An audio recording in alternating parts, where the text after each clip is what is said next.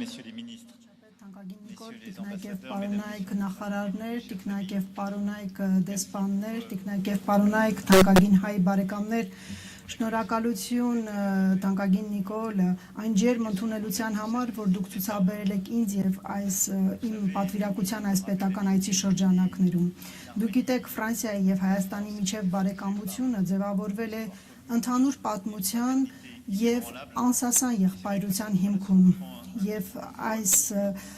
հարաբերությունները այժմ նոր շրջադարձ են ապրում այս պետական այցի շրջանակում։ Իմ վերջին 18 թվականին Երևան կատարած այցից ի վեր Հայաստանն անցել է նշանակալի ճանապարհ։ Հայաստանն անցել է պատերազմի միջով, այնուհետև հաստատել է խաղաղություն, այնուհետև բարգավաճություն, ես հիշեցրեցի այդ մասին, Հայաստանի հնայի միջին տարեկան աճը կազմել է գրեթե 6% վերջին տարիներին, եւ մենք տեսնում ենք, թե ինչքան կան սպասելիքներ, խոստումներ։ Հայաստանը վճռականորեն ընտրել է խաղաղության ուղին եւ բարգավաճության ուղին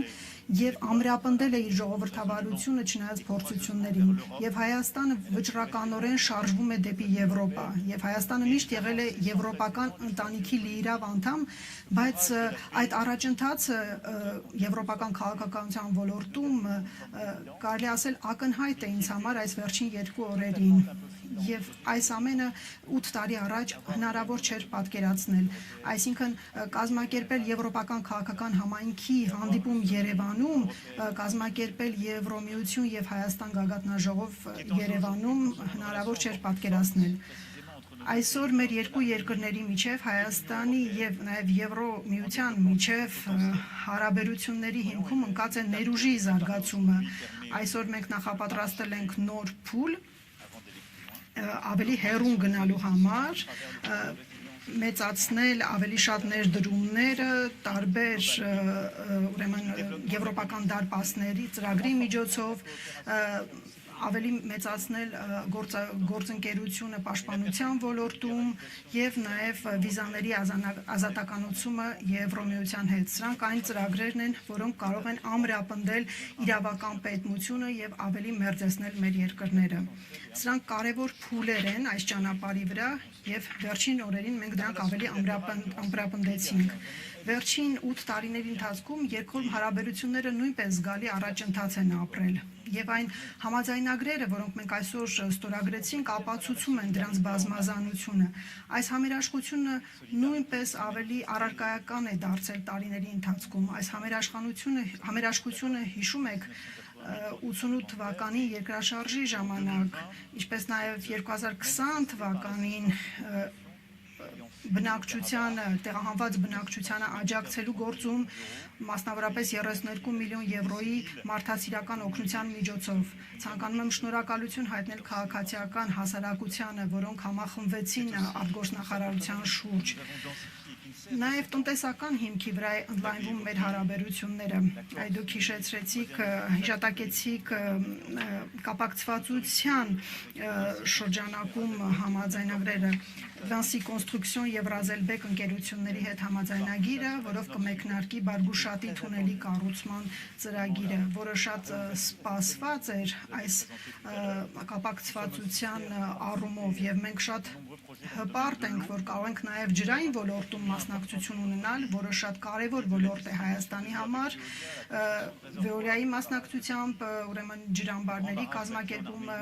Վեդիի ջրամբարի կառուցումը, որը անկախությունից ի վեր Հայաստանում ամենամեծ կառուցված ջրամբարն է, ռոռոկման համակարգերի վերականգնումն ու արդիականացումը, Հայաստանը Ֆրանսիան ներկա է Հայաստանում իր այս ծրագրերով, զարգացման ֆրանսիական գործակալության աջակցությամբ, որը կարևոր նաև գործընկեր է ներառական եւ կայուն զարգացման ոլորտում եւ մենք ուրախ ենք, որ նա կարողացել է իր դերը ավելի ամրապնդել տարբեր ոլորտներում։ Վերջին տարիներին մենք նաև նոր փուլ ենք թևակողել։ Մենք նաև պաշտպանության ոլորտում ենք գործընկերություն հաստատել։ Ռազմավարական գործընկերությունը, որ մենք այսօր ստորագրեցինք, ավելի ամրապնդում է այս համագործակցությունը։ Վերջին տարիներին մենք ցանկացել ենք ավելի արդիականացնել Հայաստանի զինված ուժերը, ինքնիշխանությունը ամրապնդել Եվ կարելի ասել, սա մեր երկկողմ հարաբերությունների կարևոր հենասյունն է։ ԲՏԱ նախարարությունը հենց նոր ստորագրեց նաև պաշտպանական նորարարության հարցերով գործակալության հետ համաձայնագիր, որը թույլ կտա նոր ուղղություններ բացել այս ոլորտում։ Մեր գործընկերությունը հիմնված է նաև կրթության, գիտության, մշակույթի, ժառանգության ոլորտներում, երիտասարդության նաև ոլորտներում ձևավորված բազմաբնույթ կապերի վրա։ Մասնավորապես մշակութային ժառանգության ոլորտում ուրախ եմ արձանագրել այսօր ստորագրված երկու համաձայնագրերը, որոնք կապում են Ֆրանսիայի ազգային գրադարանը, Երևանի արվեստի և գրականության թանգարանի, ինչպես նաև Մատենադարանի հետ, ուր այցելել եմ այսօր առավոտյան։ Չեմ կարող չնշել նաև Հայաստանում ֆրանսիական համալսարանը, որպես բարձրակարգ հաստատություն խորհրդանշական ձեռքբերում, որն ունի այսօր 2300 ուսանող, բակալավրիատից մինչև դոկտորանտուրա և ավելի քան 3600 շրջանավարտ։ Ռազմավարական գործընկերությունը համախմբում է նաև տեղական ինքնակառավարման մարմինների և քաղաքացիական հասարակության կազմակերպությունների գործունեությունը,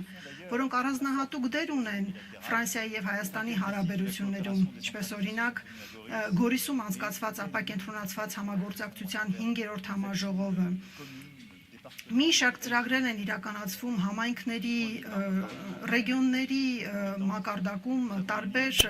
հասարակական կազմակերպությունների ներգրավմամբ և թույլ տվեք ասել, որ Հայաստանը զբաղեցնում է 4-րդ տեղը ֆրանսիական տեղական ինքնակառավարման մարմիններից աջակցություն ստացող երկրների շարքում։ Ահա տիկնայք և պարոնայք, այն ինչ ցանկանում էի այսօր ասել Իլորումն վարչապետի խոսքերի, որը շատ լավ նկարագրեց իրավիճակը և այս ամենից անդին մեր ռազմավարական գործընկերությունը նաև միտված է ձեզ աջակցել այն կայուն խաղաղության ողջում,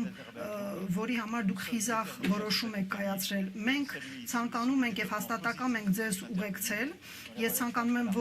ողջունել նաև Հայաստանի և Ադրբեջանի միջև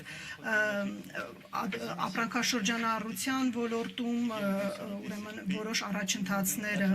և այս ամենը գալիս է ավելի զարգացնելու այն օրագարկը, որի շուրջ մենք քիչ առաջ խոսեցինք։ Հարգելի պարոն վարչապետ, ևս մեկ անգամ ուզում եմ իմ երախտագիտության խոսքը հայտնել ձեզ մեր աջակցությունը և այն կարևոր քայլերում, որ Հայաստանը որոշել է այսօր։ Եվ այս համաձայնագրերը, որ մենք ստորագրել ենք այսօր, նոր ուղի են բացում մոտակա տարիների ընթացքում։ Շնորհակալություն։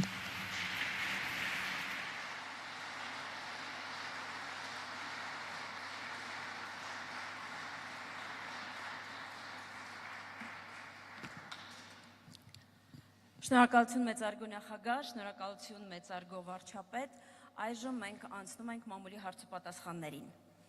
Merci, Monsieur le Président, merci, Monsieur le Premier ministre. Nous passons maintenant aux questions de la presse. Եվ առաջին հարցը ֆրանսիական կողմից։ Première question de la partie française.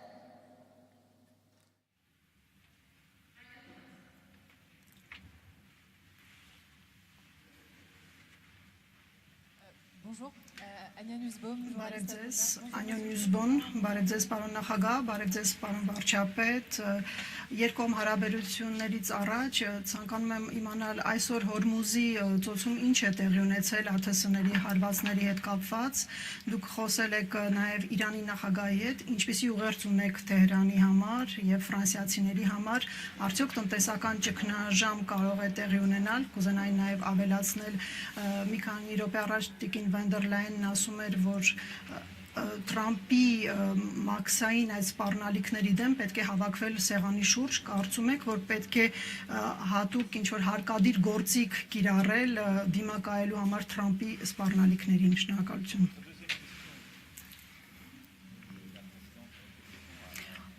Առաջ երկրորդ հարցի առումով տիկին Վան դեր Լայենը արդեն պատասխանել է։ Մենք ցանկանում ենք, որպեսզի լինի արդար եւ ազատ առևտուր եւ ըստ կանոնակարգերի եւ համաձայնագրերի։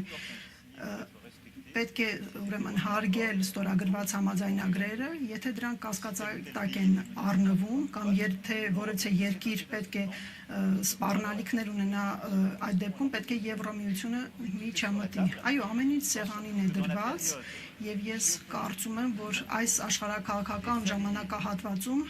դաշնակիցները, ինչպես ԱՄՆ եւ Եվրոմիությունը, այլ անելիքներ ունեն, կամ փորձեն ապակայունացնել իրավիճակը։ Մեր ընկերությունները, մեր ընտանիքները, մեր բնակչությունները